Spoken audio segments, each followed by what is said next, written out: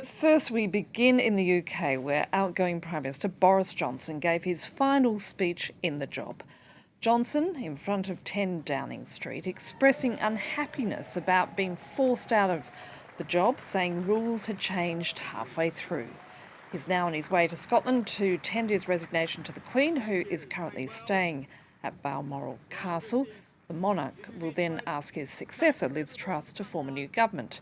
Liz Truss facing immediate pressure to deliver on her promises to tackle the cost of living crisis and a British economy heading into a potentially lengthy recession.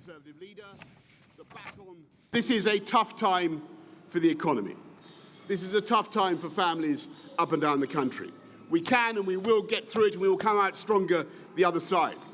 But I say to my fellow Conservatives, it's time for politics to be over, folks. It's time for us all to get behind Liz Truss and her team and her programme and deliver for the people of this country. And joining me in the studio is our international affairs commentator, Douglas Herbert. No contrition there from Boris Johnson, Doug? Boris Johnson, Annette, as we know, does not do remorse. He does not do contrition. His signature brand in politics, and it's one that he was, brought him to power, perhaps led to the biggest victory for conservatives, since Margaret Thatcher in 1987 when he was elected. Basically, what we saw was that signature can-do, some would say over-the-top optimism that a lot of Britons loved and an equal number, if not more, Britons absolutely loathed and despised him for.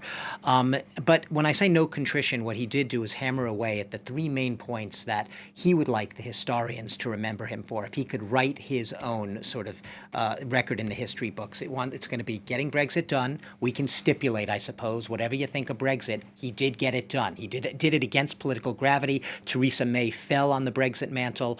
He came to office. That was his political slogan. He did it. He did the bidding of the Brexiteers and the Tory party. The pandemic, he would like to say that he was the pioneer on the vaccination front, that he led the wave in Europe, got more people vaccinated faster in Britain than anywhere else here on the continent.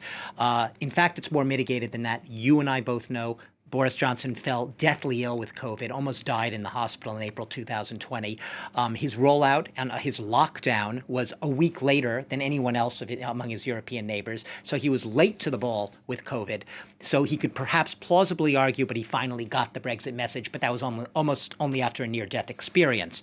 Finally, we could also perhaps stipulate that he was definitely the staunchest perhaps ally in Europe of Volodymyr Zelensky in the Ukrainian cause. He did rally to Ukraine. He went there 3 times, recently just a couple of weeks ago. His critics will say that he used that as a distraction from his sleaze and scandals at home and to get the attention back on Boris, the galvanizer, the catalyzer of European solidarity against Ukraine. At the end of the day, he would like to be remembered as the prime minister who made a consequential transformational change in Britain and its future, hopefully leading it, in his words, on the road to prosperity and greater independence.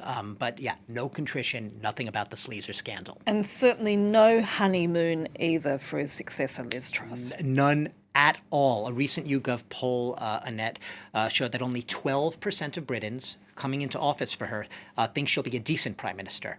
52% of Britons, we're talking the total electorate of almost 48 million, 52% think she will be a poor or terrible prime minister. She hasn't even walked through the threshold of Downing Street yet.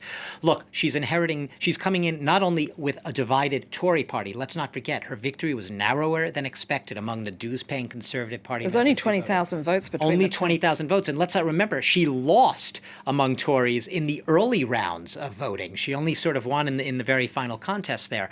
And she comes in at a time where Britain's economy is in a cataclysmic shape, a tanking economy on the verge of recession, where many millions of households face a decision next winter. Do they put food on the table, or do they heat their homes? It is that bad, and a lot of people think she doesn't have the right prescriptions. Her tax cutting, her deregulation, her Reagan-esque smaller government are not what Britain needs now. It needs interventionist, activist government.